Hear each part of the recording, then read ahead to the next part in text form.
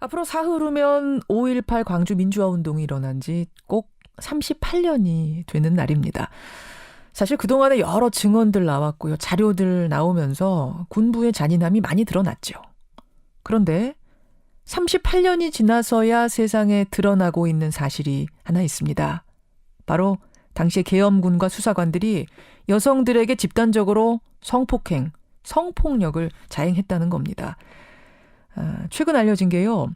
계엄군에게 집단 성폭행을 당한 뒤 정신적인 충격으로 병을 앓다가 결국은 승려가 됐다는 10대 여고생 얘기가 알려졌었습니다. 이 성폭행 피해자를 직접 만나고 그 사실을 세상에 알린 분이세요. 전 5.18 부상자 동지 회장 이지현 씨 직접 연결을 해보죠. 이지현 전 회장님 안녕하세요. 예, 선생님, 예, 반갑습니다. 예. 네네. 사실은 5.18 당시에 벌어진 이 무자비한 일들이 청문회라든지 뭐 여러 보도라든지 여러 루트를 통해서 많이 알려져 왔었잖아요. 네네. 성폭행 얘기는 근데 왜 여태껏 드러나지 않았던 겁니까? 그러니까 제가 이제 1989년, 예. 50 청문회가 열릴 즈음에요.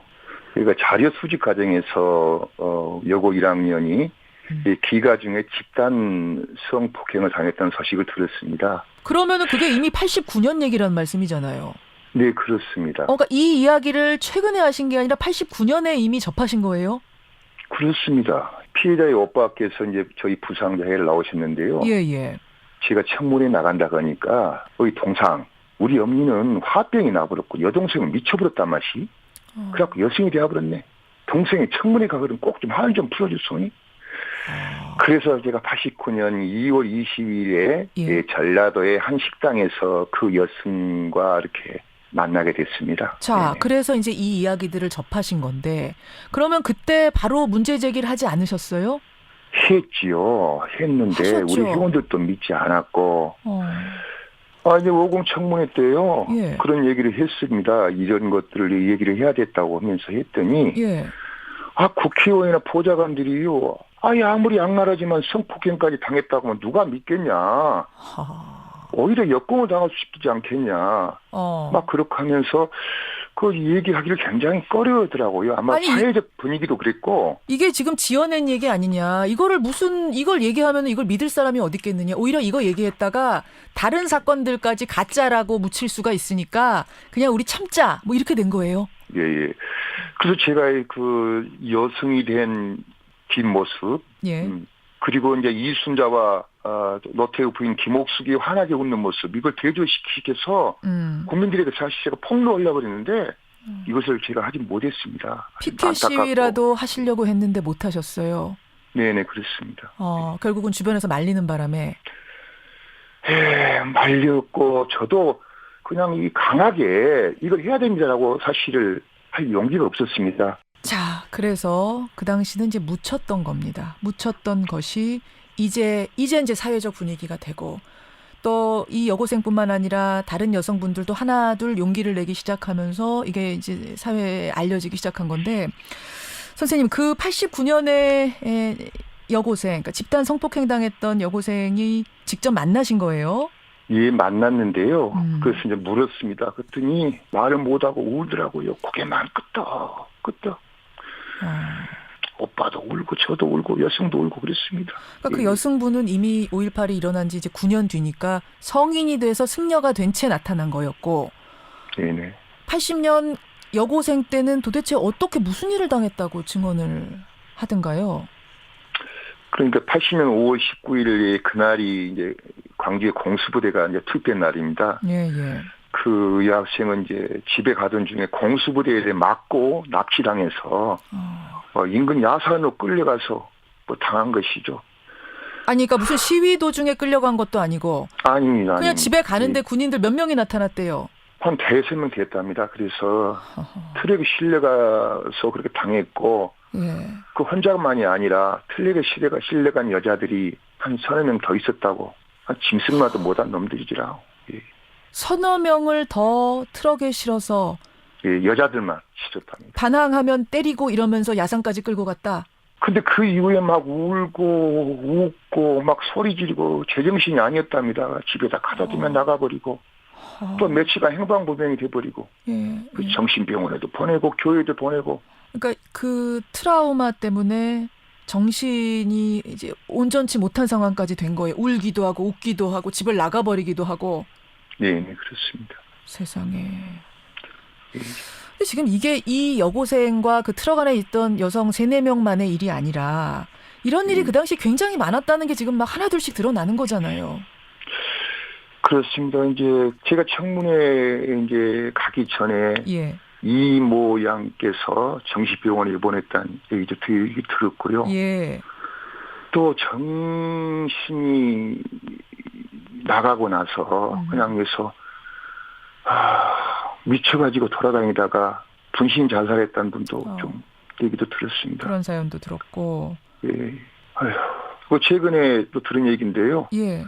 예, 80년대 중반에 저희 이제 부상자 동시에 사무실 내에 여자분이 신고를 하러 왔더랍니다. 그래서 얘기를 들어봤더니 80년 5월 19일 날 이제 그때 이제 불타버린 강주 MBC 옆에 가불탕이라는 목욕탕이 있습니다. 목욕탕? 예, 그 목욕탕으로 또 끌려가서 당했다고 그런 얘기를 접수를 해왔더랍니다. 예. 저는 최근에 그 인터뷰도 들었어요. 그 5.18 때 가두시 방송했던 분 차명숙 씨죠. 모진 고문 당하고 폭행 당하고 이거를 가슴속에 지금까지 담아두고 있다가 이제 세상에 알립니다 하면서 인터뷰하셨던 거 제 기억이 나거든요. 이런 식으로 당시에 성폭행을 당한 여성이 한둘이 아닐 것이다. 다만 그동안 이거를 밖으로 꺼내지를 못했을 뿐이지 굉장히 피해자가 많았다는 짐작이 되네요. 네, 그럴 겁니다. 그런 환경을 조성해야 됩니다. 옛날에 우리가 위안부들이 시시했지 않습니까? 예. 형제 일가 친척에도 할 수 없는 가슴만 담아야 될 그런 얘기 아니겠습니까? 그렇죠. 예. 그 여고생 피해자의 오빠를 최근에 다시 만나셨다고요? 예, 그렇습니다. 예. 그때는 이제 여고생이었지만, 1980년에는 여고생이었지만, 지금은 나이 따져보면 중년이 됐을 텐데, 그 여고생도. 어떻게 지낸다고 하던가요? 환속을 했더라고요. 절에서 나왔는데, 예, 생각해보십시오. 이 수도하는 사찰에서 제정신이 아닌 분이 있으면은 그 사찰이 평온했겠습니까?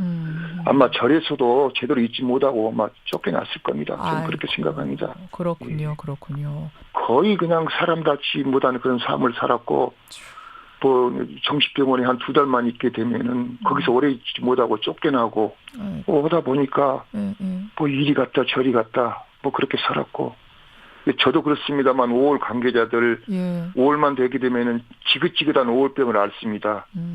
그 여성도 최근에 5월병을 다시 도지기 시작해가지고요. 여기저기 왔다 갔다 하면 병원에 가도 잘 안 받아준답니다. 어차피 뻔히 아는 거라고 하면서 그렇게 하고 그러다 보니까 제대로 치료할 만한 것도 없고 그런 가슴 아픈 사연을 전해왔습니다. 5월병이 뭐예요? 5월 되면은 뭐 환청, 환각 이런 데 시달리고 이러는 게 5월병입니까? 그렇습니다. 지금 어디 저희 5월 관계자뿐만 아니라 강주 시민들은 그 당시 악몽 뭐 그런 것에 지금 계속 시달리고 있을 겁니다. 그래요. 좀 들으면서도 여러분 너무 마음 아프고 믿기지 않고 이런 일들이죠. 완전히 그 당시에 그 일로 인해서 삶이 망가져버린 사람들, 살아있지만 살아있는 게 아닌 사람들이 이렇게 많습니다. 여전히 광주에는 말이죠. 이런 제보들을 모아서 국방부가요. 5.18 광주민주화운동 당시에 성폭력 의혹에 대한 진상조사에 나서겠다. 이렇게 지금 밝힌 상태입니다. 선생님, 이제 진상조사에 나설 정부에게 또 아직도 말 못하고 혼자 고통받고 있을 피해자들이 있다면 그분들에게 한 말씀 해주시죠. 예, 저희는 지금까지 이제 첫째 진상규명, 둘째 책임자 처벌. 그러나 제대로 된 거 하나도 없습니다. 그래서 이번에 제대로 돼야 된다고 생각을 하고요. 어디 솔직히 성폭력을 당해가지고 그 얘기를 할 수 있겠습니까? 그럴 수 있는 여건을 정부에서 저는 만들어줘야 한다고 좀 생각을 합니다. 5.18 관련자들의 이제 자살률이 일반 국민의 500배라고 합니다. 500배요? 예, 500배가 된다고 진짜 많이 죽었습니다. 정말 이렇게 5월 가족과 강주 시민들을 좀 진정으로 좀 보듬어줬으면 합니다. 진정으로. 어제 송영무 국방장관이 광주에 내려가려다가 좀 반대 의견도 있다, 항의가 있을 거다 이런 얘기를 듣고 취소를 했습니다. 계획을. 네네. 가서 이제 불상사가 일어나는 모습을 보이고 싶지 않다 해서 이거 어떻게 생각하세요? 어떻게 보면 여태까지 정부가 그 불신을 했습니다. 심지어 그 여학생 같은 경우도 95년대 검찰 수사 때에도 밝혀진 거 없습니다. 그 환장을 얻어 아닙니까? 그런지 뭔 진실을 얘기하겠습니까? 그 어느 정부도 믿지를 못합니다. 그동안의 불신의 벽이 상당히 높죠, 사실은. 예. 그렇죠. 한순간에 그리고 높긴 힘들죠. 또 내려오기 전에 정말로 그러한 충분한 것들이 좀 돼야만이 되지. 그냥 해서 언론에 보도되기 위해서 뭐 일회성으로 하는 것은 솔직히 저희 역시 반대합니다. 오시기 전에 충분히 좀 소통하고 마음의 문을 연 후에 와서 사과하시고 이런 모습을 좀 보였으면 좋겠다. 불신의 벽이 그렇게 하루아침에 사라지는 게 아니다. 이런 말씀이시군요. 예, 그렇습니다. 예. 알겠습니다. 예, 성폭력 의혹에 대한 진상조사 이제 어떻게 이루어지는지 저희도 관심 가지고 끝까지 지켜보겠습니다. 많이 도와주십시오. 예, 감사합니다. 고맙습니다. 건강하십시오. 네네. 예, 네. 5.18 부상자 동지회 전 회장이세요. 이지연 씨였습니다.